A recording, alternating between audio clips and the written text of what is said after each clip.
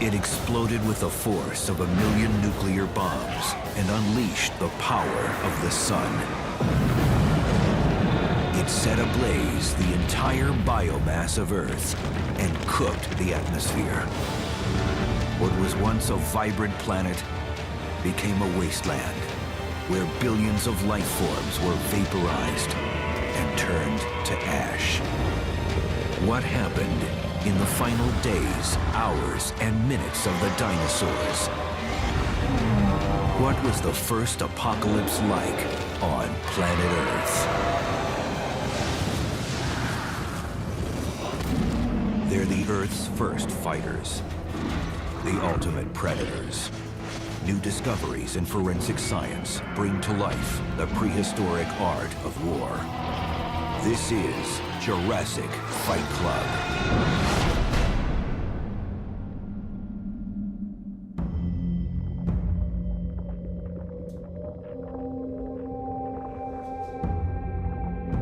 Four and a half billion years ago, the first life forms appeared on Earth. They've engaged in a battle for survival ever since, combating new predators, environmental catastrophes, and mega disasters. While many were able to adapt, most species fail and are erased from existence.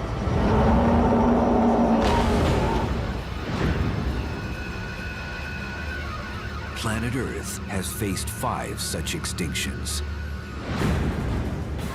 When we look at the history of life, we see that there are many, many extinction events throughout the last 4.5 billion years, that is, throughout the history of the Earth.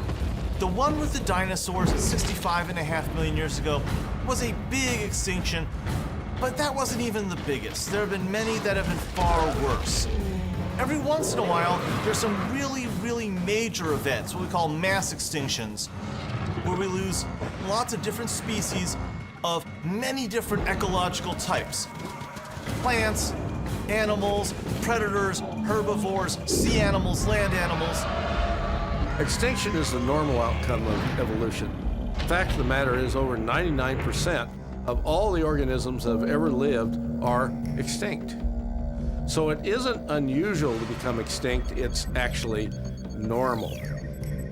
But there are certain periods in which there's more extinction than usual. We call these mass extinctions.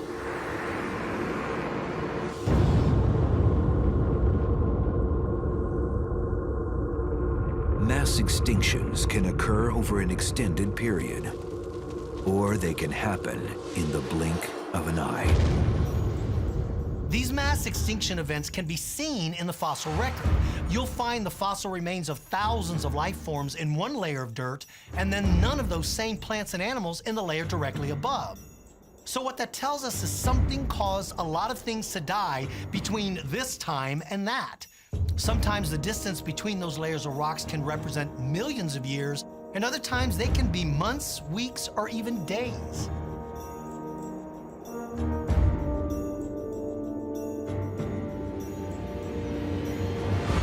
$250 million years ago, one group of beasts would rise above all others and claim the world as their own. It was the Mesozoic era, and the dinosaurs reigned supreme. And before they were ultimately wiped out, they would evolve to become the fastest, smartest, and most successful animals on Earth. There are 2 reasons why dinosaurs took over the planet. The first was their larger than average brains. Now, compared to you and I, they're not that smart. But in their time, they were the most intelligent creatures on Earth. But the main reason why they were so successful was because of the design of their hips and legs.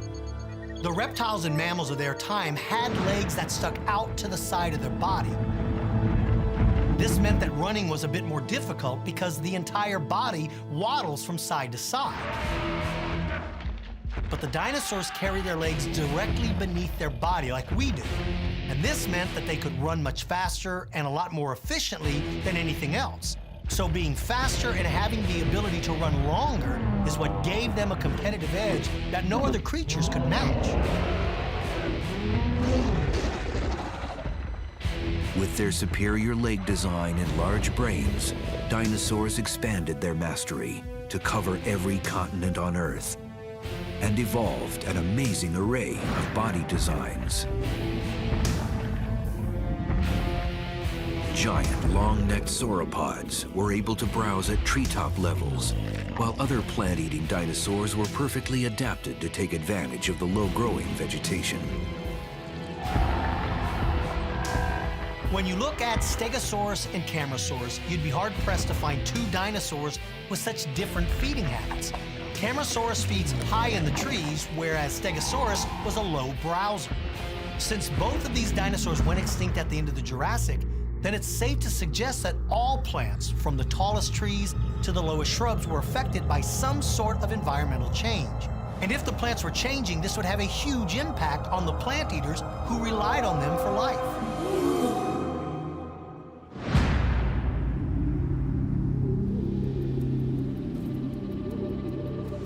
The late Jurassic period also saw apex predators all over the globe, from Denver, Colorado to Beijing, China.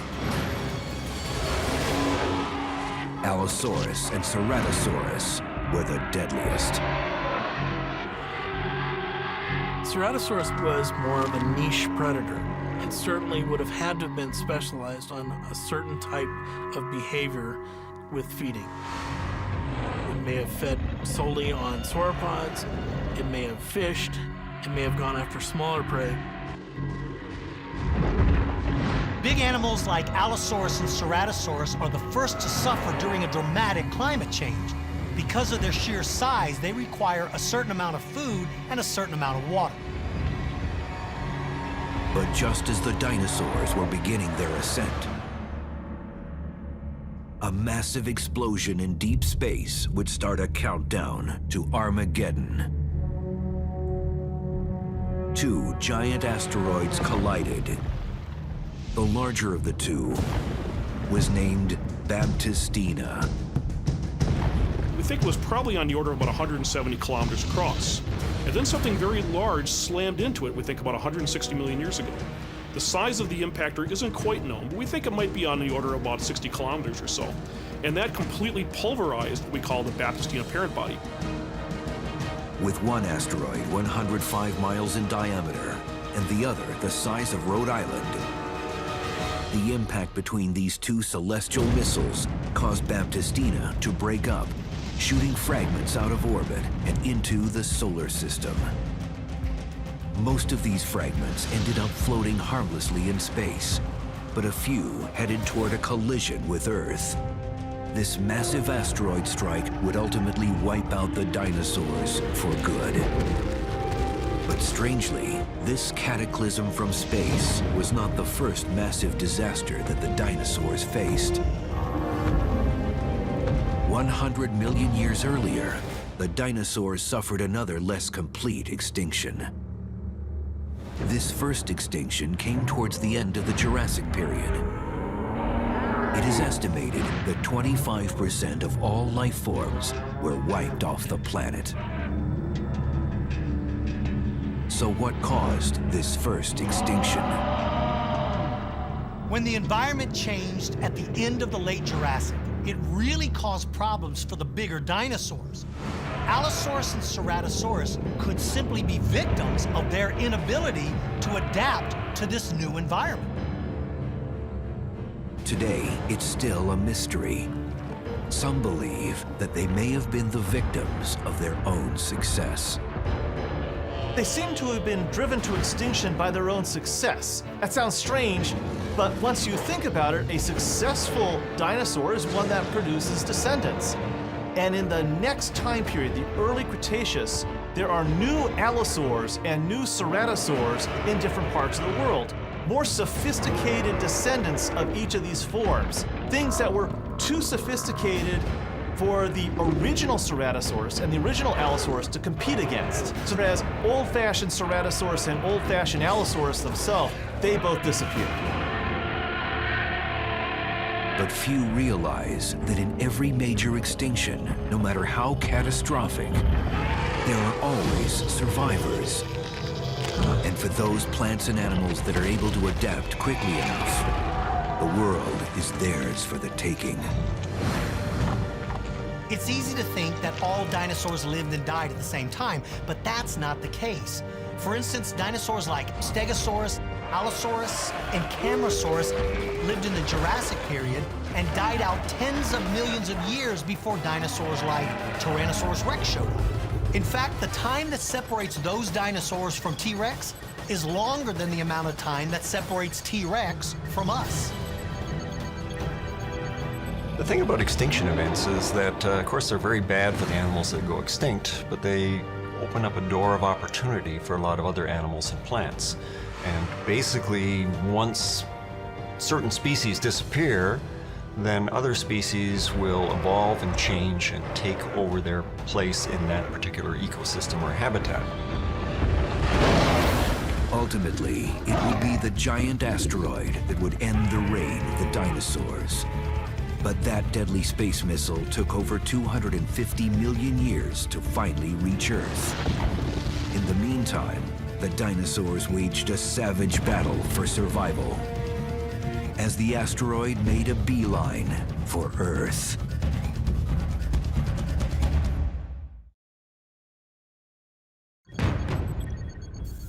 "144 million years ago, at the end of the Jurassic era, many dinosaur species fell victim to climate changes that likely brought about their first extinction. But a host of others managed to rise to power.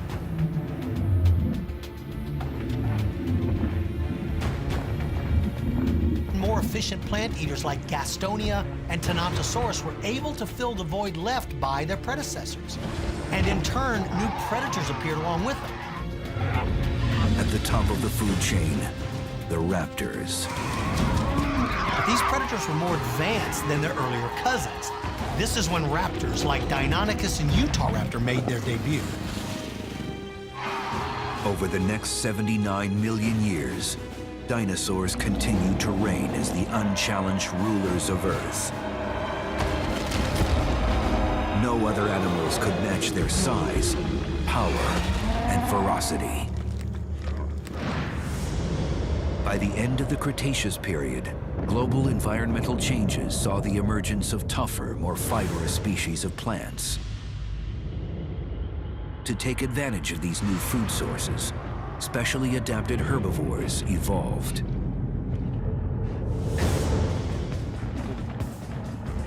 By the end of the Cretaceous, we had some very advanced dinosaurs. There were lots of species of ceratopsians, these were the horned dinosaurs, and there were an abundance of duck-billed dinosaurs called hadrosaurs. Both of these groups had remarkably advanced teeth and jaw design, which allowed them to eat a wider variety of plants. And the predators also had become more advanced. Dinosaurs like Albertosaurus was able to hunt cooperatively with other members of their own family, while raptors took pack hunting to a whole new level. But sitting atop all of these was Tyrannosaurus Rex. He was the ultimate predator in Earth's history, and yet with all these evolutionary advancements, they literally disappeared in the blink of an eye.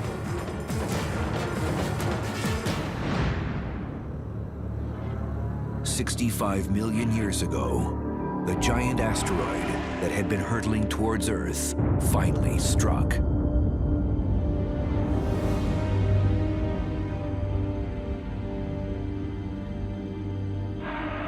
On land and in the sea, nothing was safe. All the dinosaurs in the world at that time became extinct, along with a lot of the big reptiles that sort of looked like dinosaurs. Things like mosasaurs, plesiosaurs in the ocean, and on land, of course, the Tyrannosaurus Rex and Nanotyrannus and Triceratops, and all the duck-billed dinosaurs and all the little raptors and so forth. It was a pretty much extinction of everything. For many years, scientists were baffled by this instant Armageddon. To experts, it was astounding that so much carnage could have hit in a sudden, catastrophic event. The The time in geological history that separates the end of the Cretaceous from the Tertiary period is marked with a very distinctive band of clay. You can see this thin band in locations throughout the world, and it clearly marks the spot where something major had taken place. Below it, we find dinosaurs, pterosaurs, and a variety of giant sea reptiles. But above that line, we don't see any evidence of these same creatures. So this layer clearly represents that something dramatic had happened on Earth that caused a mass extinction in a very short time. The layer that separates the two periods is called the KT boundary. The KT boundary marks the end of the age of dinosaurs and the beginning of the age of mammals.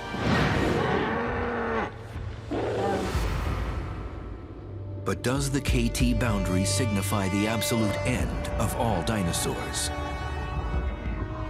Incredibly, many experts believe that dinosaurs are still among us. At 65.5 million years ago, the age of dinosaurs came to an end. After that point, mammals were the dominant land-living creature. However, it's important to remember that although the age of dinosaurs came to an end, the dinosaurs themselves did not. Well, it turns out that one branch of that group survived, and that's the great group of birds.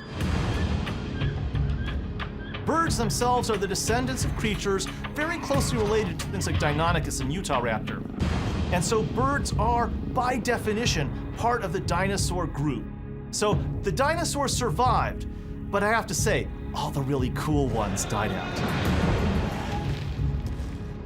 This extinction event was not only distinctive for how quickly it happened.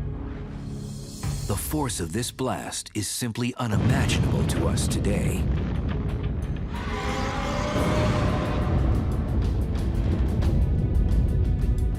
There are numerous kinds of extinction events. Some can be local, where only a few plants and animal species are affected. Some can be regional, where quite a few species get it. And then there are those events that are so enormous, they make modern Hollywood effects look like an Ed Wood movie effect. Still, scientists were initially at a loss to explain how this could have happened. One theory pointed to global warming. Climate change had likely been a major factor in the first dinosaur extinction, so it seemed a likely candidate as the cause of the second one. The fact that the blast impacted land and sea creatures alike seemed to support this theory. Extinction's actually worldwide. It's not just a terrestrial phenomenon. It doesn't occur just on land. In fact, most of the really spectacular extinctions have been based in the oceans. So we have whole groups of animals which are simply not around today. And extinction in the marine realm is really for the same reasons it occurs on land. The loss of so many species at the end of the Cretaceous period would stymie scientists for years. But finally, a startling discovery would change everything. Like something out of a science fiction movie, it would shock scientists around the world.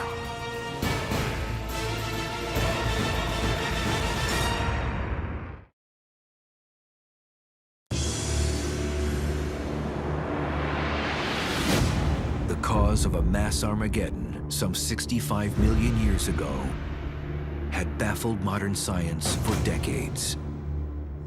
There seemed to be some sort of missing evidence, but no one could seem to figure out what it was. In 1980, a miraculous find would finally lift the veil of mystery. What Dr. Luis Alvarez and his son, Dr. Walter Alvarez, uncovered would set off a firestorm.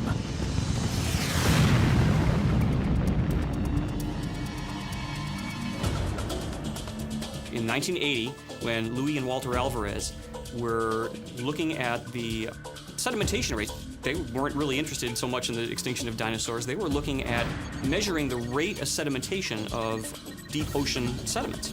One particular little layer, though, however, showed a whopping increase in the concentration of the metal iridium.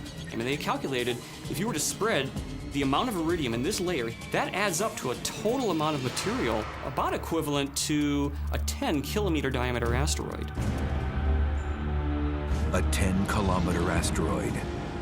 That's 6 miles wide, the size of Mount Everest.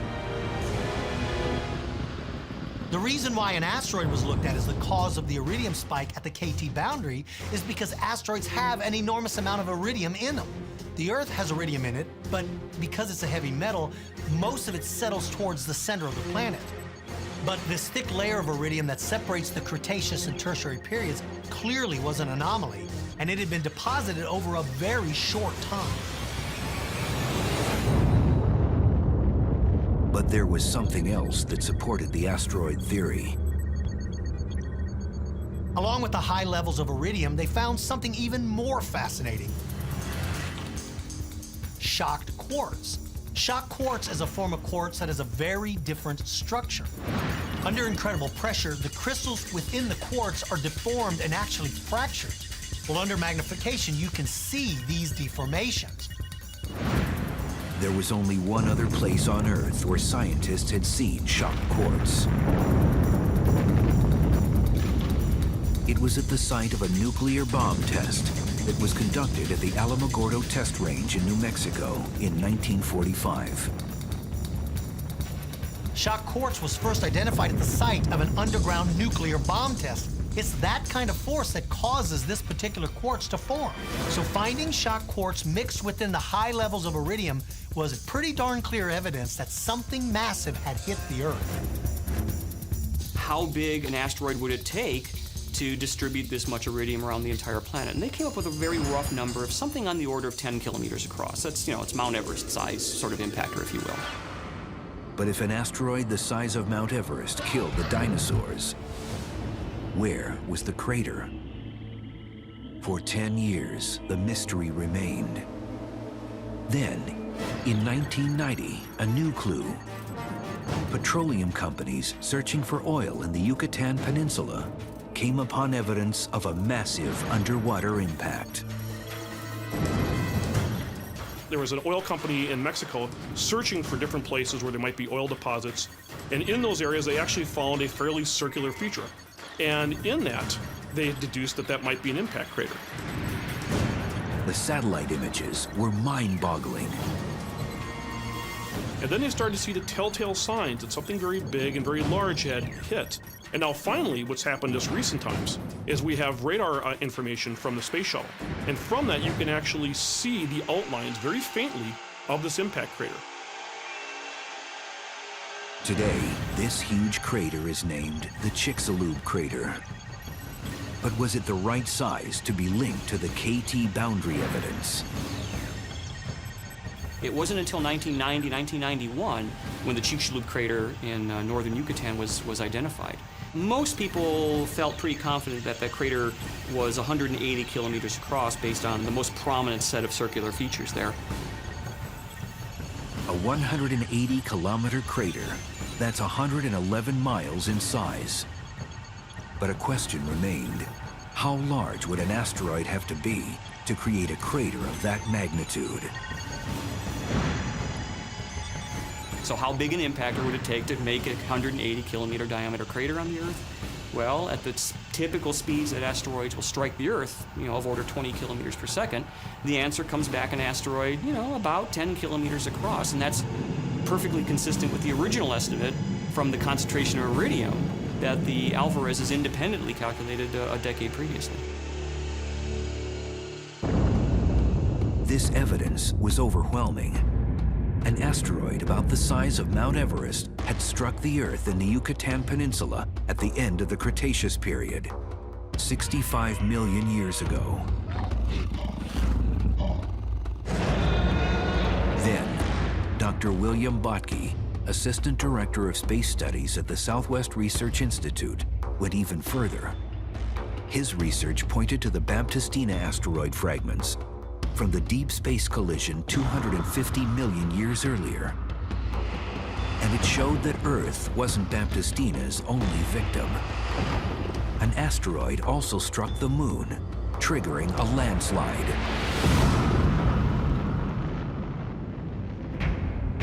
The Apollo 17 spacecraft landed in a place where they actually detected evidence for a landslide that had happened about 110 million years ago.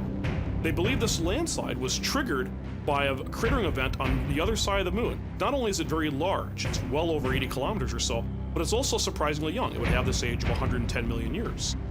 We find there's a very high probability, well over 70%, that this particular crater was produced by the Baptistina fragments. An asteroid swarm blasted the solar system. One struck the moon. Another was on a collision course with prehistoric Earth. The results were horrifying.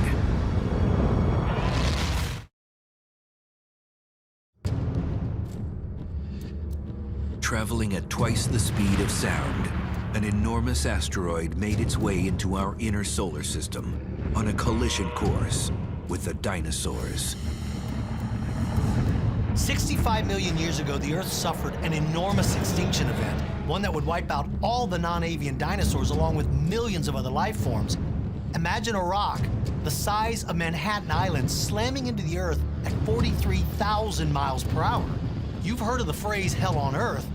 This impact was so powerful, hell would have felt like a tanning booth in comparison. In 2000, another link was found between the asteroid and prehistoric Earth. Several years ago, there was surveys that went out and they actually took cores from different places in the ocean. And they tried to probe to get these cores all the way back to 65 million years ago. And interestingly enough, in one of these probes, and one of these core samples, they found a tiny piece of a meteorite, a fossil meteorite. And the composition of that meteorite is very consistent with the composition of Baptistina. So it's not just dynamics, but it's also this link with the chemistry. The impact of the asteroid would kick off a series of cataclysmic events that would devastate life worldwide. So using science as a guide, is it possible to recreate the final moments of the dinosaurs? The first effect was the impact itself. So when a 10-kilometer diameter asteroid enters through the atmosphere and impacts the surface of the Earth, you have to realize that 10-kilometer object is comparable to the size, the height scale of the atmosphere itself. And so the object almost effectively never even sees the atmosphere. At that time, a 10-kilometer impactor is going to vaporize, melt, and displace something like well over 10,000 cubic kilometers of the surface of the Earth. You've got 10,000 cubic kilometers of limestone and evaporate and granite being vaporized and excavated and thrown around the planet. It's a hideously violent event, the impact of an object of that size. The initial impact would have instantaneously vaporized over 72.8 billion tons of solid rock. You would be able to hear this blast around the world, probably multiple times going around it.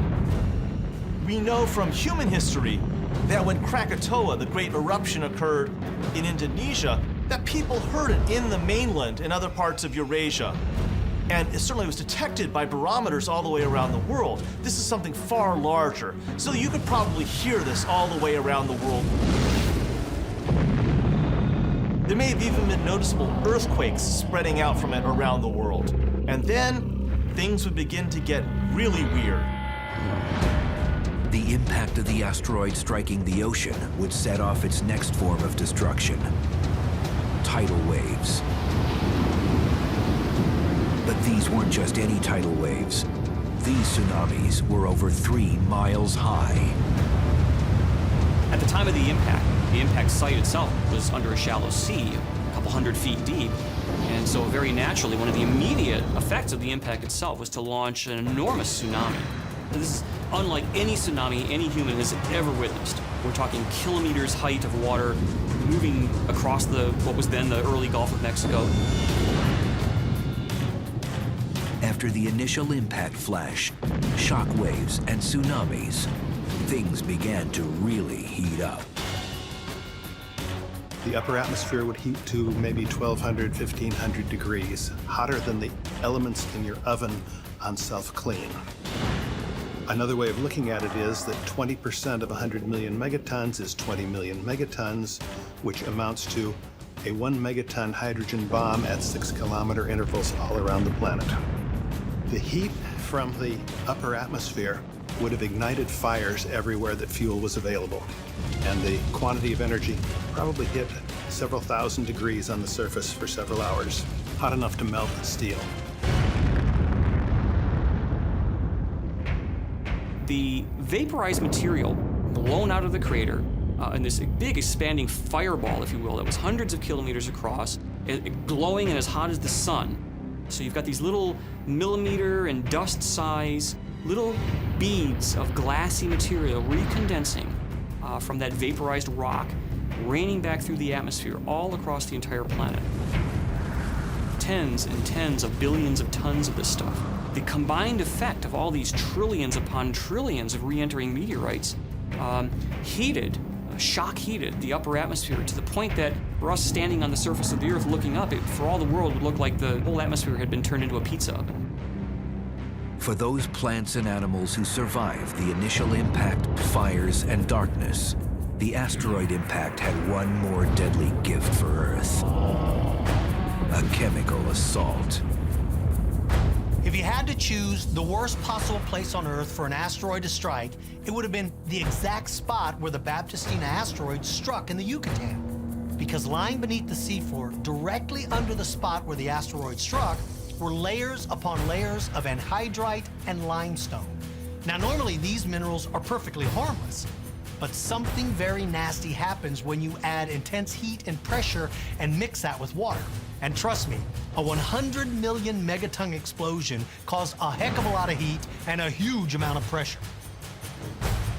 The end result was a deadly acid that rained down on the Earth. Those materials are very bad to impact into because when you vaporize and distribute the vapor from those particular rocks, you turn the carbonate-containing limestone into greenhouse-warming CO2, carbon dioxide. You turn the sulfate-containing evaporite into sulfuric acid aerosols in the atmosphere. But then that sulfate acid aerosol tends to want to rain out of the atmosphere over time. And you've got this sulfuric acid rain dripping all over the landscape. The impact that this asteroid had on the Earth was unparalleled. The power it released was greater than the combined force of man's entire nuclear arsenal. Recreating the sequence of events that happened immediately following something as cataclysmic as this event can be difficult because so much of the evidence was obliterated at the moment of impact. But by relying on worldwide evidence, we can formulate a pretty accurate idea of what occurred. Gathering information from scientists around the world and looking closely at the evidence, experts recreate the final moments of the dinosaurs. A countdown to Armageddon.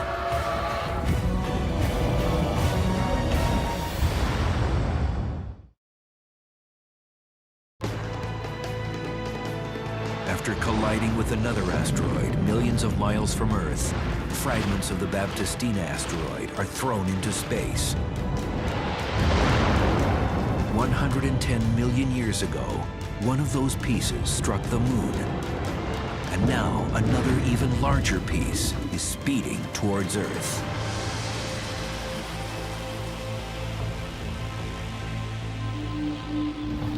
Planet Earth, 65 million years ago. 24 hours to impact. As dinosaurs on the dark side of the Earth sleep, those on the other side go about their daily business of survival. Plant eaters continue to graze, while predators seek opportunities to make a kill. They are unaware that an asteroid streaks through space towards them. What appears as just another star among the millions of stars in space, the asteroid moves closer. 12 hours to impact. The island of Madagascar. A male Majungatholus is on the hunt for prey. His attention is focused on his next meal. The male is tracking his prey. Using his senses, he moves closer to his quarry. As soon as he's close enough, he'll attack. But unknown to him, moments from now, food will be the last thing on his mind.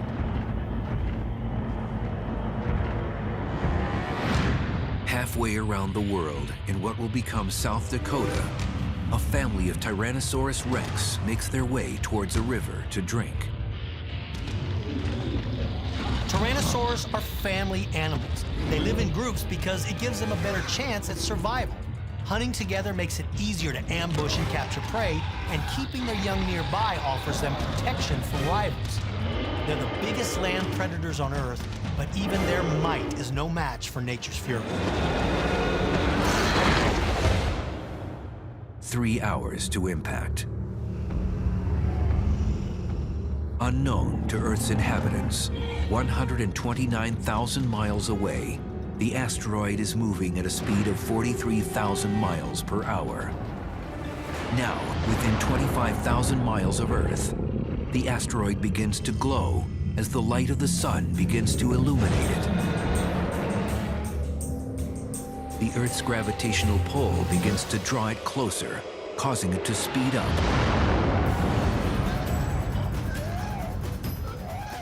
Deep within a forest in prehistoric Texas, a group of raptors uses the trees to shade themselves from the intense sun.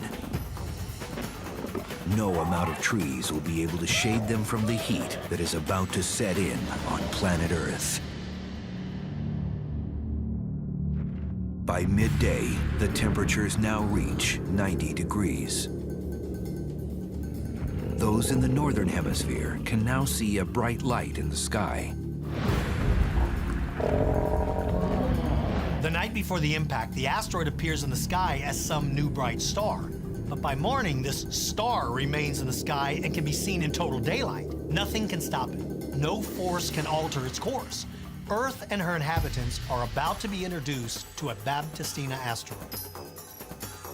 30 minutes to impact. The asteroid now appears much larger. Silently, it closes the gap between it and the planet. Life below begins to stir. 10 minutes to impact. The asteroid continues its journey. It grows ever larger in the summer sky. As it draws closer, animals begin to panic. Things are starting to heat up in the atmosphere. This triggers intense electrical storms throughout the planet. These storms won't be there for much longer. 5 minutes to impact. The sky is now illuminated by the glowing orb as it draws closer. The asteroid begins to heat up as it comes into contact with our atmosphere. The dinosaurs are starting to cook. The temperatures begin to rise very quickly as this enormous rock begins to heat up. The plants and trees beneath it begin to smoke and then spontaneously combust under its intense heat. The world is about to catch fire. 1 minute to impact. Most of the Earth's forests are now engulfed in flames. The water in lakes and rivers begins to boil.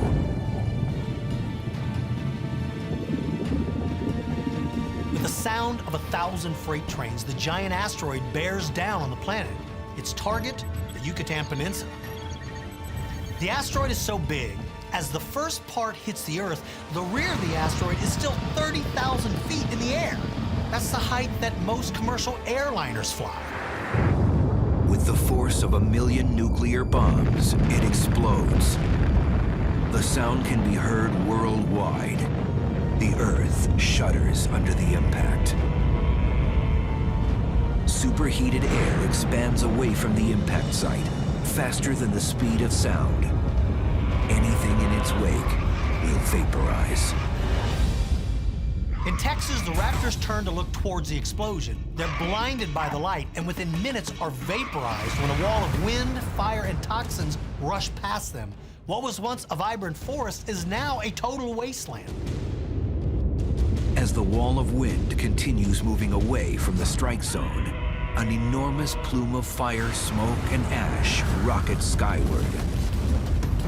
Within 5 minutes, the debris from the impact has been thrown over 30,000 feet into the air. Some of the smaller pieces are thrown above our atmosphere, but are pulled back down by the Earth's gravitational pull. The plume of ash and dust begins to fan out across the horizon, carried by the jet streams. Halfway around the world, on the island of Madagascar, the dinosaurs go into panic mode. Their island has been spared by the fires, but the shockwave made by the sound passes directly overhead. Something more dangerous is coming towards them. The impact of the asteroid in the ocean has now created a series of tsunamis that race across the oceans, destroying everything they come in contact with. The first wave to hit Madagascar is somewhat repelled by the dense forest. For the moment, the Majungatholus are safe, but the next wave to hit it is 3 miles high. It completely engulfs the entire island and kills everything in its wake. This island went from a dense jungle filled with life to a war-torn, lifeless pile of sand. In the Yucatan Peninsula, where there was once solid ocean floor, a 180-mile-wide crater now exists. A plume of fire, smoke, and ash billow into the sky and begin to fan out across the horizon. For the plants and animal life farther from the impact, it's just a matter of time. Trillions of particles thrown into space begin to re-enter the atmosphere and rain down on Earth. As they re-enter, they burst into flames. The rain of fire begins to ignite the remainder of Earth's biomass. The entire Earth is slowly being engulfed in darkness caused by the smoke and ash. What light remains is being generated by the worldwide forest fires. The Tyrannosaurus family has never faced anything like this before. A wall of superheated dirt and ash engulfs the family. The ash is so hot and caustic, it literally sears their lungs and flesh and cooks them from the inside out. With the death and destruction brought on by the asteroid impact, it's easy to understand why dinosaurs and so many other creatures were wiped from the planet. But one question remained. How could anything survive this event?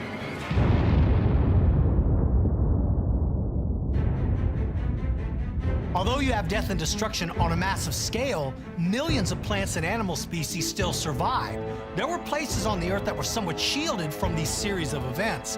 Animals that could live underground or could retreat to caves or even to the deep ocean were able to make it through the initial blast. Some birds, reptiles, fish, insects, amphibians, and mammals were all able to find shelter or to be in the right location where they could survive. And it was they who went on to reclaim the planet and spread in numbers, ultimately reclaiming the Earth.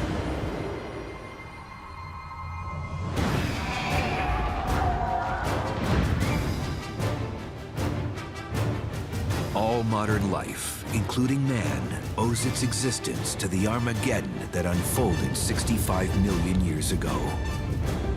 Although millions of life forms died, those that survived would go on to inhabit every corner of the Earth and take their spots in evolutionary history, waiting for the next inevitable apocalypse.